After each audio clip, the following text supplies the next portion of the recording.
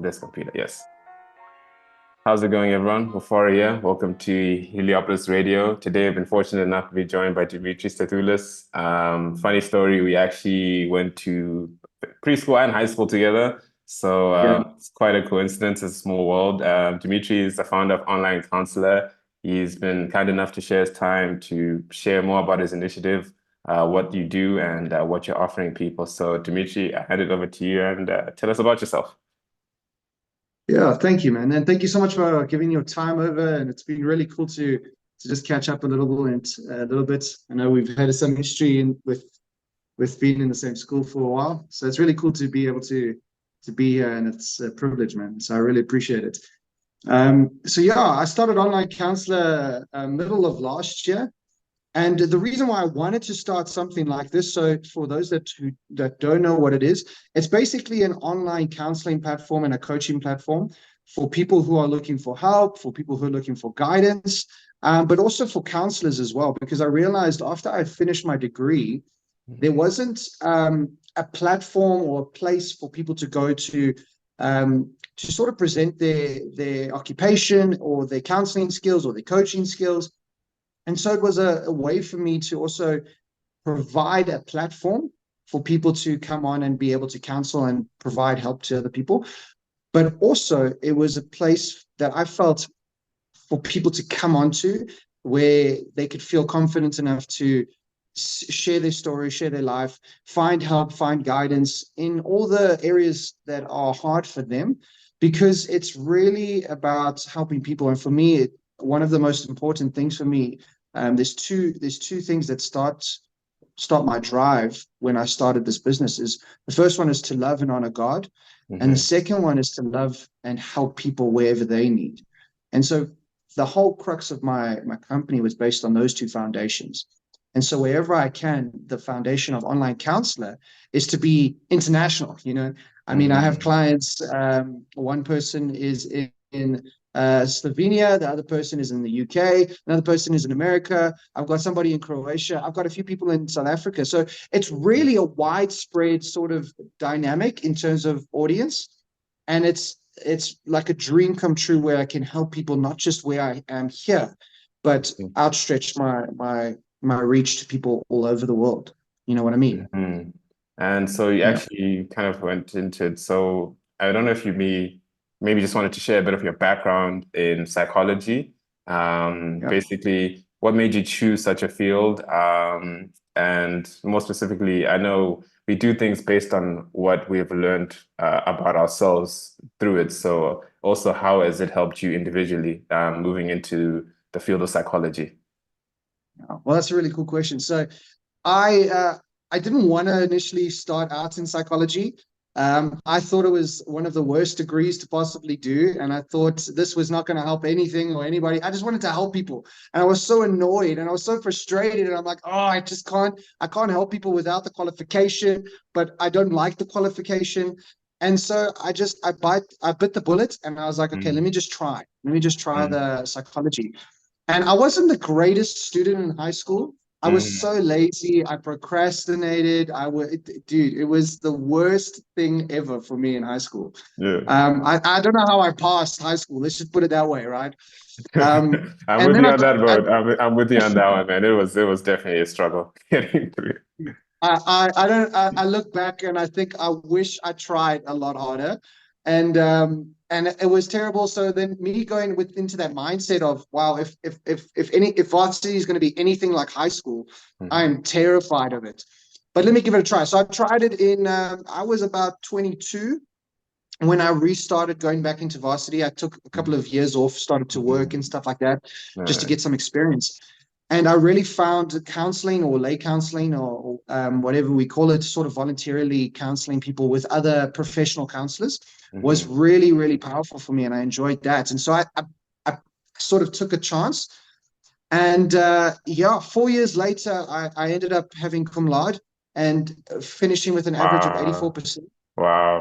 in my Well done, degree in man. Well psychology. done. Really. And Congratulations on that one. So it's thank you. amazing just to see the shift in, I guess, discipline and dedication. I guess, as you grow older, these things naturally come about. I don't know, I guess in divine timing, you could say. Yeah. Yeah, exactly. And you know what was amazing is it was because I followed through with what I knew I wanted in my heart. And Mm-hmm. because I knew what God wanted me for the future, I sort of just trusted in that process. And what came out was something I wasn't going to expect, you know. And so after studying psychology for those 4 years, because there was a 3 year degree, but I did a little bit of an extra year just to sort of learn some more Mm-hmm. stuff. And what was amazing about that was at the end of that degree, I had learned so much more about psychology, about myself. And, you know, going on to the question about what I learned about myself and sort of translating that into the position that I'm in now, is I realized that we don't realize how broken we are and how much we put our traumas and our hurts and Mm-hmm. our pain into the things that we put into life. So what I had discovered is the reason why I wanted to do counseling before I studied was because I was so hurt and pain and in so much pain that I wanted to help others that were in that position. But I wasn't ready to do that, right? Mm-hmm. And none of us are sort of dealt with the stuff that we haven't acknowledged yet. It's a really weird fixation because we sort of portray it into our life and we portray it into our job, into our friendships. And it's so sad because there's a lot of people that need this help, that need this guidance, that are doing this repetitive cycle, you know, Mm-hmm. and they get stuck and they're wondering, why am I keep going down the same path? Things work, things don't work, things are failing, and it's this back and forth. And so I sort of thought about myself in that process, and I was like, well, that's me. I keep trying these things and I keep failing. I keep doing these things and I keep failing. But why? Why is that? And well, through my degree, I realized that it was because of my trauma, it was because of my hurt, it was because of my pain, and I was portraying it into my job and into my effort, into everything I was doing, into my relationships. Relationships were failing, and it's Mm-hmm. amazing. Ever since I trusted God and trusted this position and trusted in this place that I'm in now, you know, I'm now engaged. I'm going to get married this year. Wow, I have man. started a company. Congratulations. Thank Congratulations, you, thank man. you. I mean, It's marriage really really cool. is a very, true love is a very valuable thing in this type of society we live in, especially with all the, I guess, superficiality that happens. Like you said, a lot of people haven't done that inner work, that inner reflection. So, going into these things. So, man, congratulations to you. All the best on Thank that you, one. And yeah, no, we're looking forward. We're looking forward to thank you you very cementing much. your devotion. And yeah, man, it's beautiful. It's beautiful to know that Thank you. these things still exist in, the society where we don't value these things anymore. Unfortunately, Yeah, so, yeah. So no, I mean, sorry, yeah, I'll appreciate let it. you continue. No, no, thank you. I appreciate that. I'm Yeah. really excited about it. She's the most amazing person. She inspires me so much. And she and one of my friends are one of the most important people to me who have Mm, inspired me to lift me up. And I'm just grateful for the community that I'm in because mhm, there's a saying that has really invoked my position in what I do and how I do it is mhm, show me your friends and I'll show you your future, right? mhm, And mhm, it's so powerful because I look mhm. at where I was before, and the friends around me influenced what I was doing, how I was thinking, and everything like that. Yeah. But now, the people that I keep around me are the ones that are inspiring me, encouraging me, Mm, pushing me, challenging me, you know, fighting against things that are not good for me. And mhm, yes, it hurts and it's painful, but wow, the transformation is amazing. And now it's pushing me and now I want to share that with everybody and I want to help people. I want to give this idea that what you've got hope, you've got a future. I mean, mhm, you know, there's that scripture sort of God's got a plan for you, not to mhm, harm you, but to give you a future mhm. and a hope. I botched that verse completely, and I'm sorry, but it's sort of a paraphrase. And so to sort of live in that is really where I want to be, Right, you right. know? And Yeah. so now coming to online counselor, I know you've briefly mentioned it, but maybe just giving someone an overview of what it is, how it works, what programs do you offer people with various different psychological difficulties? Because I think when we talk about counseling now, especially in today's world, there's so many different issues, and when it comes to psychology, it's very individual. I know there's a generic categories. You can put someone's depressed, someone's manic, someone's this, someone's that. But ultimately, they're those finer details that I don't know. I guess you could say, Yeah, I can't explain, I can't put into words, but there are those finer aspects of it. So I don't know, maybe if you just want to run that down with the audience so that they just have a better clear understanding of it. Yeah, of course. I think you know the structure of it is very simple. It's basically providing a few services from Hmm. individual counseling, family counseling, child counseling, teenage or adolescent counseling, and group counseling and sessions like that, as well as life coaching and coaching. Hmm. Um, and these services are really run by myself.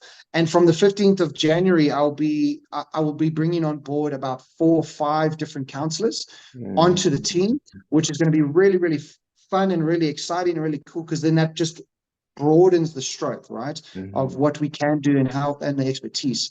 Hmm. But the main thing that is important here is we're not psychologists, but we are counselors, and we are sort of like a therapy connection, all right? And the difference is where psychologists can diagnose, we Hmm. don't diagnose, but we assist and we help, and we help bring sort of to light ideas, and we guide, and we sort of help. We do similar things to a psychologist, but we don't diagnose and say, hey, you've got depression. What I Hmm. say is, hey, listen, these are the signs that are leading towards what I think is depression and anxiety. And Hmm. we're going to sort of work through that and try and deal with that. But Hmm. if it's out of my control and I can't handle it and it's out of my expertise, I sort of have a psychologist on board Hmm. that I transfer to, or sort of give the clients to or lead towards. Hmm. And they take it from there from a psychological perspective, as well as me. I take it from a psychological perspective, but they are able to diagnose and sort of treat, Hmm. right?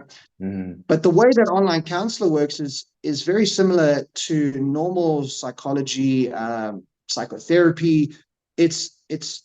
It's dealing with all those issues, from depression, from anxiety, from stress. It's helping create plans. It's creating treatment plans. It's helping people figure out a way forward, Hmm. right? And it's a treatment plan and it's a lot less expensive than a psychologist, because the psychologist, because they've had to study for so long and there's a treatment and they are able to diagnose, they do charge often a lot more than what we charge. And Hmm. so you're not getting a lot more by seeing a psychologist compared to us. The only difference is they can say you've got depression. I can say I think you've got depression. You know what I mean? No, I do. I hear you. I So hear you. No, a yeah. slight difference.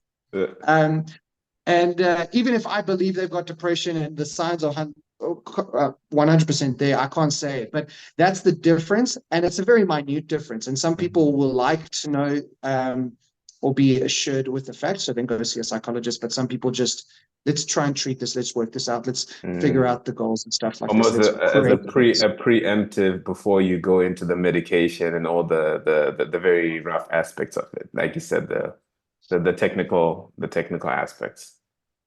Yeah, yeah, which also is a different field in itself. And I mean, that clinical psychology is a very different and bigger field and more Mm. specific, like you said. And so, yeah, it's a very easy structure to sort of follow. I think the most important thing is to make it as simple as possible for a client. You know, they Hmm. come onto the website, and they can choose whichever counseling they want. They go on to the they choose, that goes according to the staff or the counselor that's there. And they book, Hmm. and then the sessions are sort of sorted from there. It's the Hmm. counselor who takes it from there, you know. And we want it Hmm. to be simple, easy, non-invasive, Hmm. non-terrifying, because nobody. It's so funny. Not a lot of people want to admit that they have an issue, and not a Hmm. lot of people want to admit it to people that they don't know, right? Hmm. It's very hard for a person to admit, one, that they're struggling, and two, that they're struggling to somebody that they don't know. And so for us, it's trying to bridge that gap of, well, how do we bring comfort and trust in such a short process for somebody that they don't know? Hmm. And so that's what we're trying to do, not just on the website, but on what we do with social media, what we do with engagement on podcasts, Hmm. and trying to be as relevant and as kind and as loving as we possibly can. You know what I Hmm. mean? No, I hear you, man. Yeah. I hear you on that one. And thank you for giving the insight. I think it always helps people so that they know. I feel like when it comes to sensitive topics like your personal well-being, like you said, it's very difficult to be able to find areas where you can confide in. And I was actually going to ask, having been in this field now for the time that you have, what's your view on the state of mental health in today's society? Yeah, I'll just start with that one. Yeah, what's your view on it? What's your take? Sure, that's a huge question, and it's a loaded question because there's so many abstract thoughts on that. But I think it's it's so sad to see the state of the mental health of people because of access to instant gratification, such as social media, Hmm. and instant gratification on TV and series and movies and everything Hmm. around us. Hmm. We can see when we counsel people that loneliness is one of the most prominent things for what I'm dealing with at the moment. Hmm. If I think broadly, right, loneliness is one of the biggest aspects that I'm dealing with. But underlining that is depression, anxiety, and these type of symptoms, right? And it's sort of brought on by like the social media fad, this instant gratification. You're getting this, but it's also this fake and Hmm. impersonal interaction. You've got online gaming and people are interacting, but it's not personal, it's not tangible. It's You can see them, but you feel lonely immediately after you shut off because they're not there, right? Hmm. And yeah, it's so sad because from my personal perspective, I've seen a decline in mental health from a range of people, right? Hmm. From people in my family, Hmm. from friends of mine, and from clients and their families and their stories that they're telling me about their friends and stuff like that. Um, but also from stories that I've heard from my counselors, it's it's really bad how everything in this world is sort of focusing on this, what I like to call the ADHD personality, right?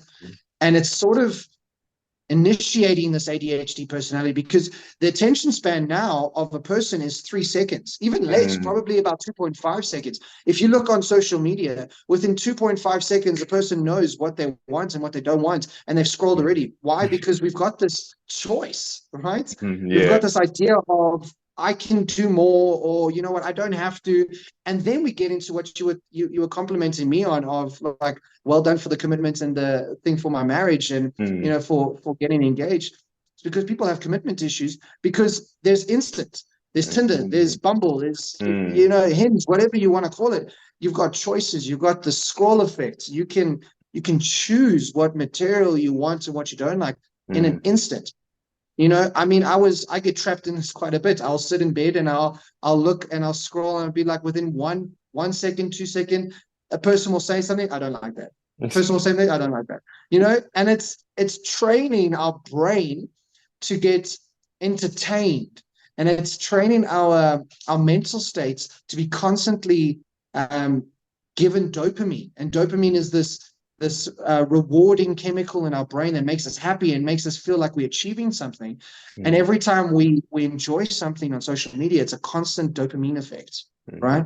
And so this mental decline and this mental what's the word? This mental attachment to this chase for dopamine or this chase for achievement or this chase for reward. We don't know how to be bored anymore. And because we don't know how to be bored, when we feel bored, we feel lonely, we feel afraid, we feel fearful, right? And it's so sad because that's where the world is headed. Hmm. And with all my clients that I've dealt with, there are inclinations or there's hints at sort of this addictive personality based on Hmm. Yeah. you know, you know what I'm saying? Because Yeah. the dopamine is addictive, and so they've been attached to this. And so when we look at their lifestyle is built around this addictive ADHD personality, you Yeah. know, Yeah. and I think it's so sad because that's where the world is going, and where else do you go onto the world but to be on social media? You know what I mean? That's where it is. And I was going to ask, I mean, obviously this one is maybe more on the personal side, so you can share what you feel is necessary.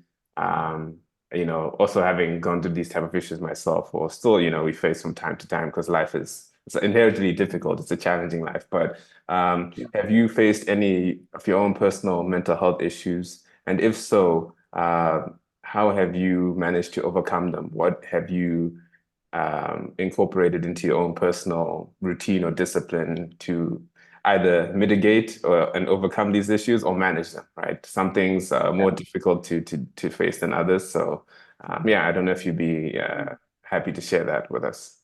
No, of course. I think, you know, um, when I was growing up, it was a huge problem for me and an insecurity for me. I had a lot of mental health issues, but I didn't know it. So I had my parents divorce and they Mm, split up, right? And yeah. that was sort of like a rolling effect to bring sort of characteristics that I wasn't aware of later on. And Mm, then there was onset bullying, and there was sort of this judgment on myself, and there was depression that sort of came on. You know, with puberty, all these emotions yeah, are yeah. It's really raw in your early yeah, childhood. It's quite a mess actually. It's a difficult time. yeah, Definitely a it's volatile 100%. time.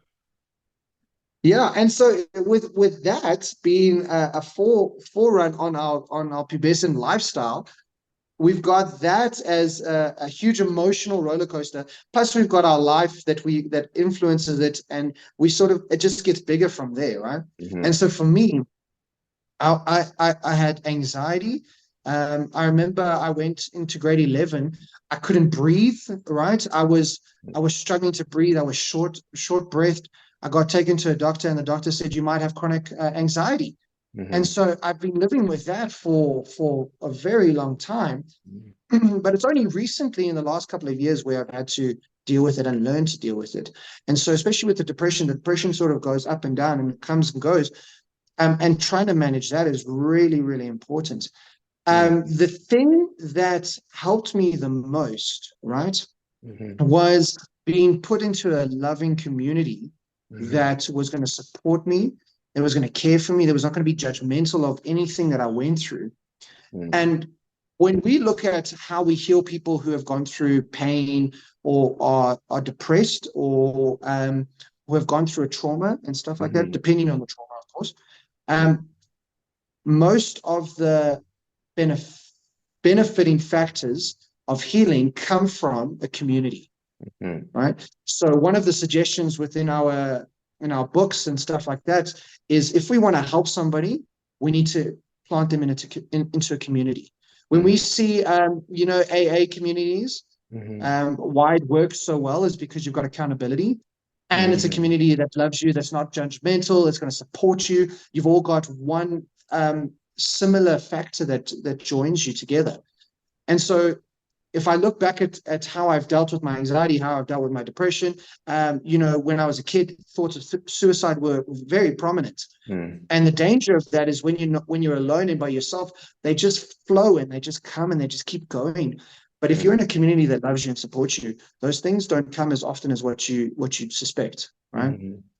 And so my advice or my suggestion is for people that are struggling with these type of things is look at your community. If your community is not established, you need to find a community that's Hmm. going to support you, that's going to love you. And if you don't have a community, I promise you there are places that are willing to talk, that are going to love. And that's why we created Online Counselor from a group standard perspective, is because people want to be in a community that loves them. Maybe it's a coaching perspective, maybe it's somebody to soundboard.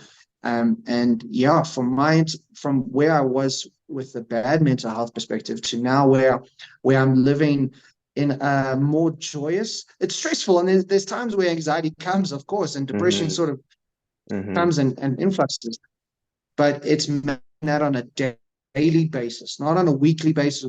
It's focusing on what your daily tasks are, what are you focusing on, what you do, how you handle it, how you respond, and then what community you place in. Does that make sense? No, and it's really good Yeah. because community is really really understated. I mean, I was in the West for some time there, messing about, but I Mm. realized with the community with counseling there, it's very individual. You're given a prescription, you're given advice, and you're kind of on your own. But then the African way of Mm. life, having come back home now, you really don't get anywhere without community. It's actually almost impossible. It's almost as if it's mandatory, a circle of life type thing. In order for you to participate and be okay, you need to have community. It's the only way an individual truly thrives. Whereas in the Western model, where I think, which is why depression and suicide is very intense there, is because it's very it's about self-preservation. You have to survive for yourself. You have to keep going for yourself. It's a different mentality and mindset. And I Yeah. definitely seen the distinction here. So it's very, very good that you share that. And I was actually going to ask, how do people obviously get in touch with you? And are you extending your services? If someone, I know you're working internationally now, so how does that program work? Essentially, if someone wants to contact you from, let's just say Canada, for instance, how's that process for them? I know you mentioned it earlier, but then again, just to maybe reiterate and then so that they can get it. Yeah, no, that's cool. I think they can get hold of me via email, info@onlinecounsellor.co.za. Put that in the description. For the local, yeah, yeah. And then for those that are looking more to a website and want to find more information, they can search www.onlinecounsellor.co.za. Mhm. Also, we're on social media because sometimes it can be a little bit scary to sort of go onto the website, right, and terrifying. Yeah. And so just to see what content we're bringing out and what type of support we do there, to search us as Online Counselor Media. That's on Instagram and Facebook, as well as we started a Threads account now. And people are more than welcome to ask questions on email, on Instagram, on Facebook. And they're more than welcome to check us out. They don't have to book a session before they ask a question. They can ask a query, send in some information and stuff like that. Yeah, No, we're always open. no, and truly, and last but not least, actually, definitely like to have you on again at some point just to see how the progress is growing and everything. But do you have any parting words of wisdom for the audience? I know it's kind of unrelated, but yeah, any words of wisdom words of wisdom for the day? Wow, sure. I think something that's always been a light at the end of the tunnel is, in our darkest moments, there's always the light ahead of us. And for me, the light that is there is God for me, but Mhm. also the community that surrounds us. So I think it's never so dark that there's not enough light. Darkness is there and the light is in the darkness, but the darkness has not overcome the light, is in scripture. For Mhm. me, I think as long as we've got hope, as long as we've got God, as long as we've got community in our life, we will always be okay. And there's always hope. There's always people who are going to listen. There's always people that want to help, that want to care. Mhm. And I promise you, if you just look, there are people out there that are going to help and wanting to help you. That's really well said and very sincere.